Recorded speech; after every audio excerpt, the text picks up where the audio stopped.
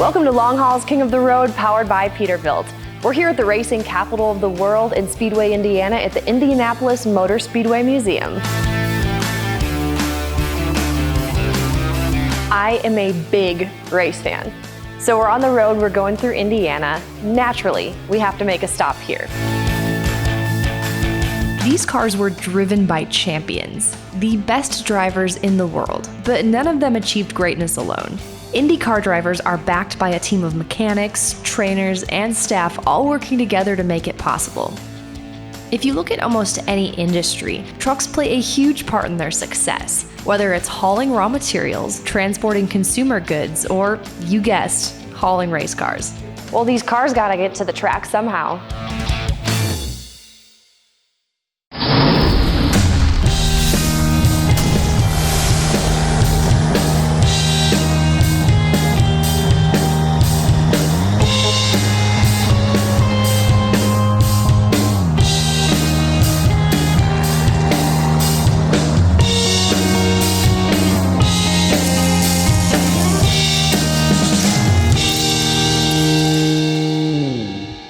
In our industry, what we haul, we're very diverse because we haul so many different products. So it's crucial, and it's a very important job. And you know, it's one of the main essential jobs in America.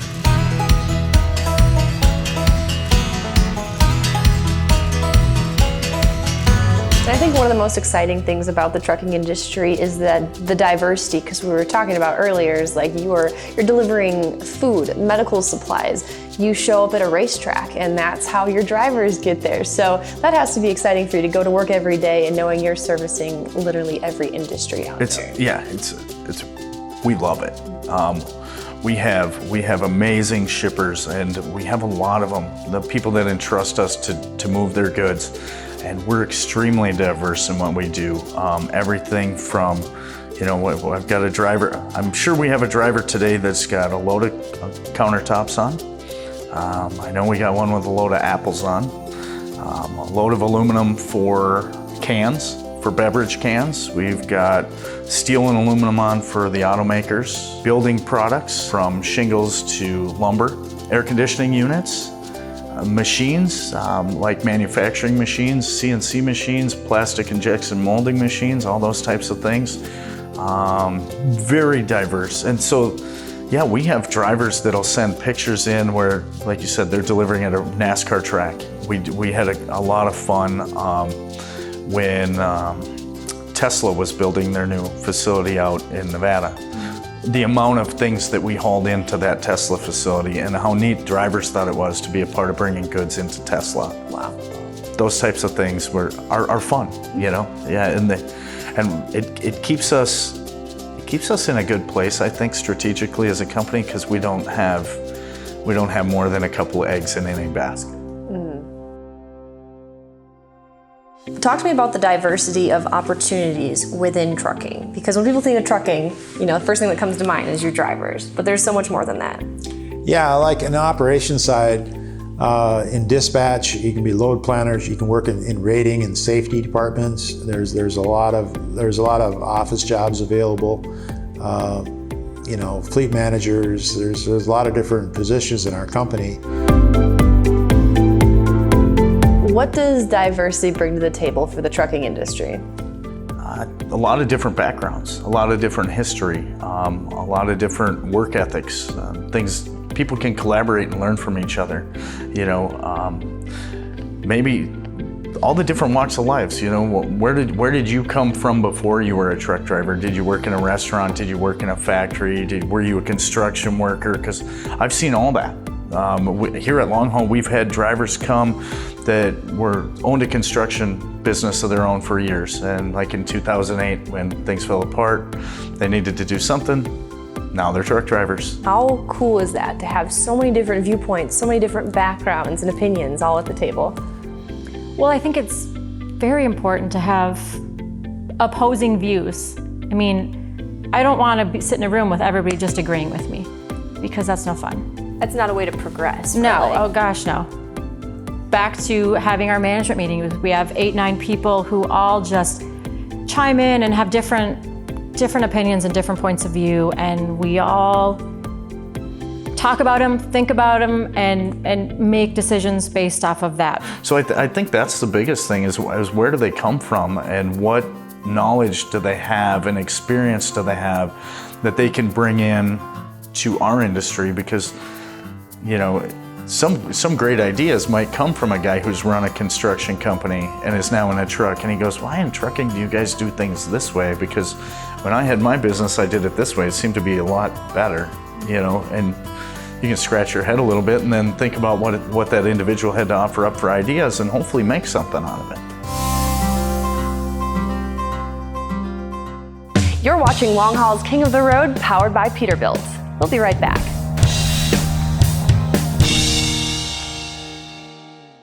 King of the Road is brought to you by Peterbilt. Extreme trailers, innovation moving forward, and long haul trucking, running on the power of promises kept.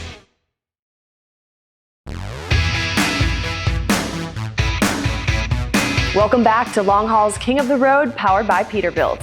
We're here at the racing capital of the world, the Indianapolis Motor Speedway Museum in Speedway, Indiana. For a race geek like me, this is as cool as it gets. Almost every industry and business in America relies on trucking, including racing. So this is the perfect opportunity to merge my passion for racing with my duties as the host of this show. You look at all these works of art here on the showroom floor. We're not talking just one semi to get them to the track. We're talking multiples between the race car, the backup cars, the equipment, everything that goes on with a race team to be able to be competitive and field a car. We're talking multiple trucks. I was in the Twin Cities recently and I had a chance to meet Brent Larson, a professional dirt late model driver competing with the World of Outlaws. So tell me, what is it like, life on the road as a driver?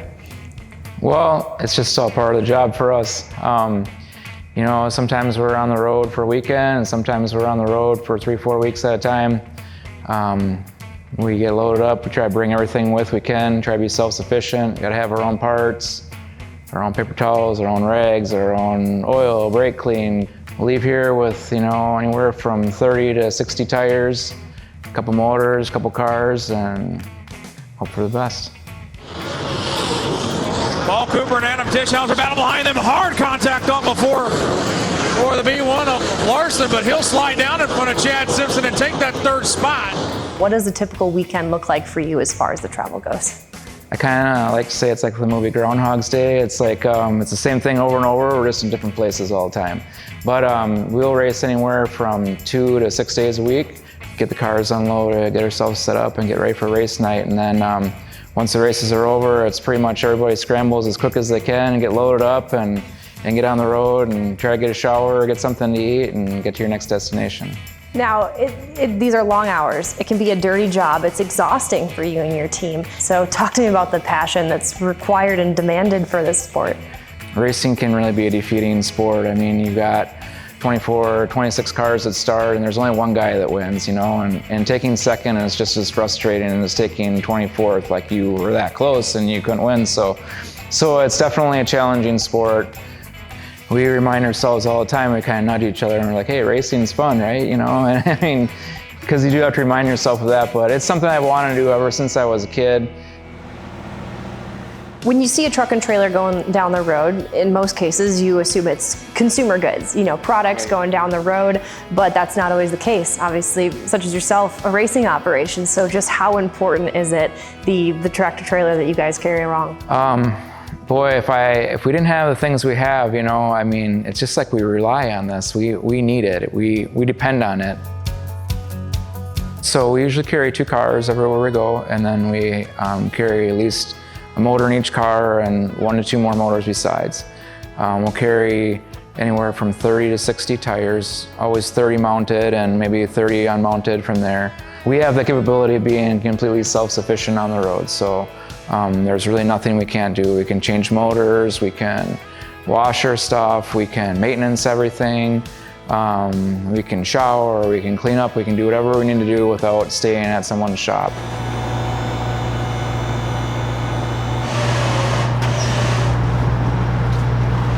So basically this is our shop. away from our shop. We have everything we need here, from tires to spare parts, supplies, work areas, helmets, everything we need to keep ourselves going for several weeks at a time. We've got a place for our spare motors in here. We've got all of our fluids and chemicals and paints and gear lubes and stuff like that in here. So we carry 2 full nitrogen bottles with us all the time. We use our tires, our race tires are all filled with nitrogen instead of air. Nitrogen is a constant. There's no humidity. We don't get as much expansion or growth from heat with nitrogen as we do with air. Spare parts here, spare spindles, control arms. We've got a rear end center section down there. This is called our load machine. We keep some of our shocks and springs here. I probably carry over 200 springs with us pretty much all the time for different track conditions or whatever. So we use that to determine how much load each corner of our car is capable of taking. We wrap the tires because it keeps the rubber fresh. After we've ground them, we grind them to get the outside coating off so we kind of get back down to the natural sticky rubber again. Our trailer has a bathroom. A lot of trailers don't, but it comes in kind of handy sometimes. You know, I've been able to do this nationally for like 4 years, and I still have to pinch myself sometimes when we're just out on the road, beating down the highway, like, wow, I'm doing this.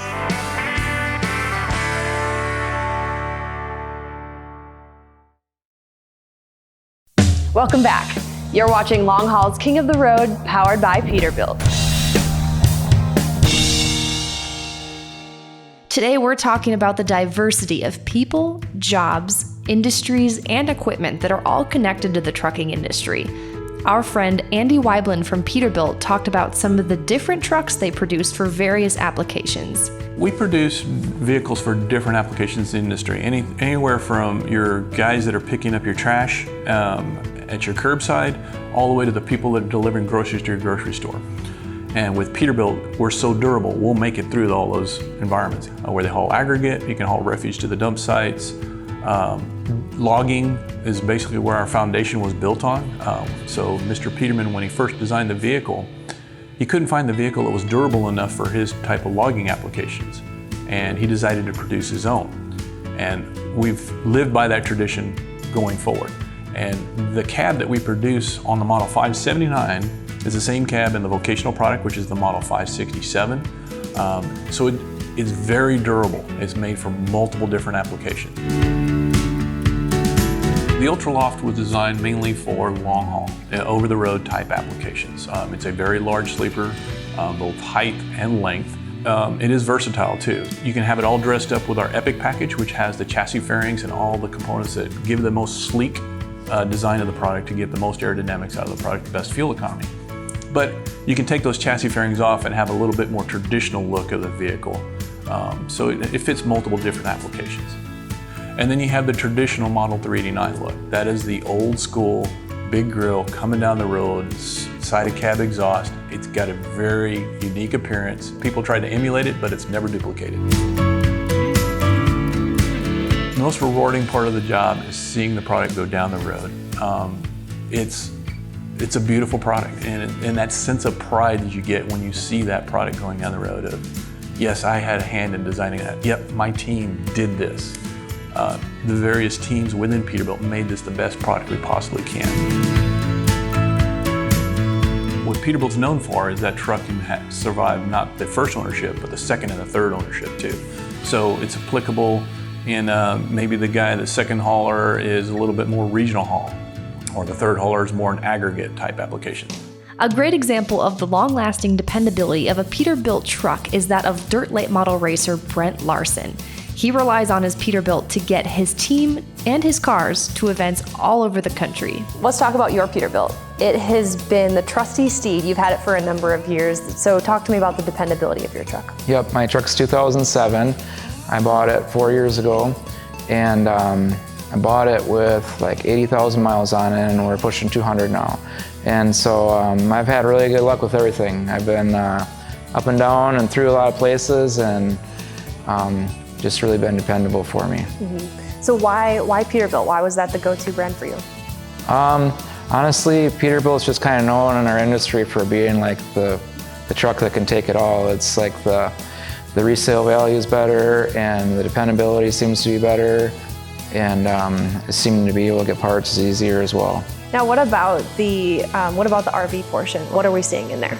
So now we're inside the rig where all the crew guys stay, where I stay, and we've got an upper and lower bunk. I've got the top bunk, and I don't know. We always fight over who has the bottom bunk or the couch or whatever, but I usually end up with the top one. We've got a bathroom here, shower inside the other side, and enough storage and towels and everything for 3 or 4 people to work out of. We've got a full-size fridge and freezer, everything we need to keep ourselves going on the road. We try not to go out that much, just gets expensive, and a lot of times we're not done racing until a lot of restaurants are closed, so we may not eat till 1, 2 in the morning, but we get enough stuff with us in the fridge to keep us going on that. So here we've got our lounge area and table. We don't get a chance to use this as much as we'd like, but every once in a while we get a chance to sit down here and eat lunch or eat dinner or whatever. And then we've got kind of a super big bunk area up here, so I'm gonna turn 200,000 with it on this next trip, and can't complain, been real happy with it.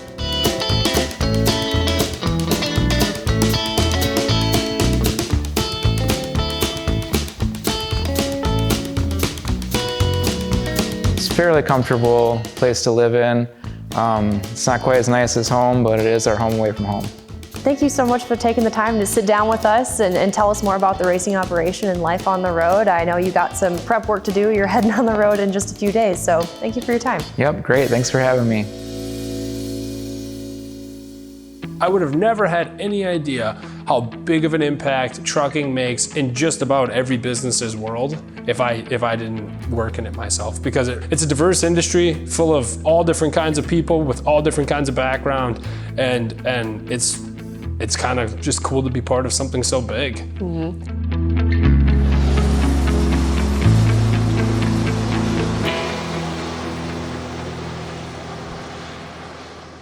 King of the Road is brought to you by Peterbilt. Extreme Trailers, innovation moving forward, and long haul trucking, running on the power of promises kept. Welcome back to Long Haul's King of the Road, powered by Peterbilt.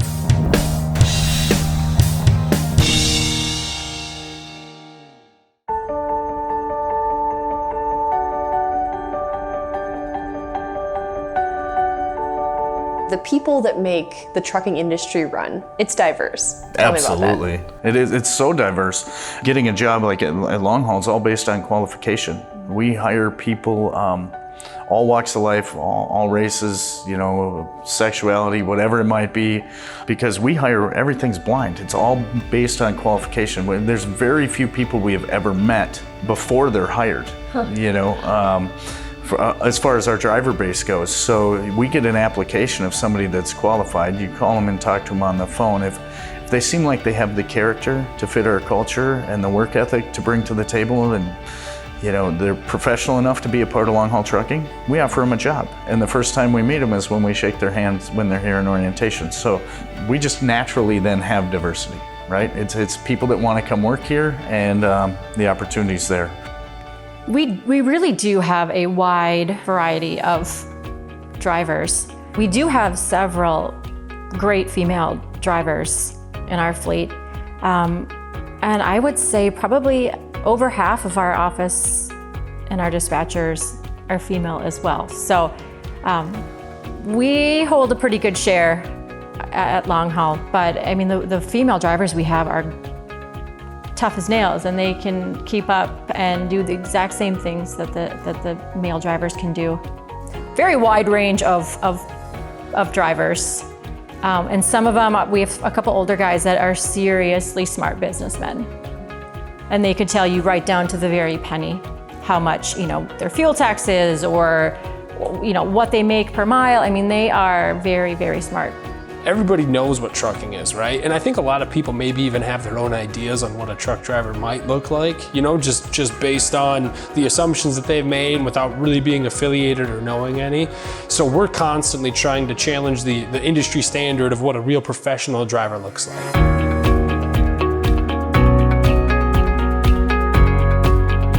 I think it's only going to get more diverse over the years. We love it. And yeah, we're all different and have tons of different personal stories and backgrounds, but at the end of the day, what does it mean to look like a driver that's just great to deal with customers, great to deal with the office employees, is a real leader for other truckers in safety and doing the right things and doing a great job but not cutting corners to do it. And man, we are so blessed to have so many awesome individuals that want to do, great things because they're still really proud to be a truck driver. It's a great profession. It's got a ton of history, and we're fortunate to have so many teammates that look at it as such. I want the whole country to be proud of long haul trucking and what it does in the trucking industry and what it does for trucking and truck drivers and creating opportunities for individuals to come and be successful. Hopefully in the end, people will recognize the job we did. Like I've said before, trucking keeps our country moving. The goods and materials that truckers haul make it possible for other industries to carry on day after day. Like the parts in a complex machine, it's all interconnected, and the people involved are as diverse as the industries they serve. Every person brings a different perspective and new ideas from their own unique background. When we all work together, we can do great things.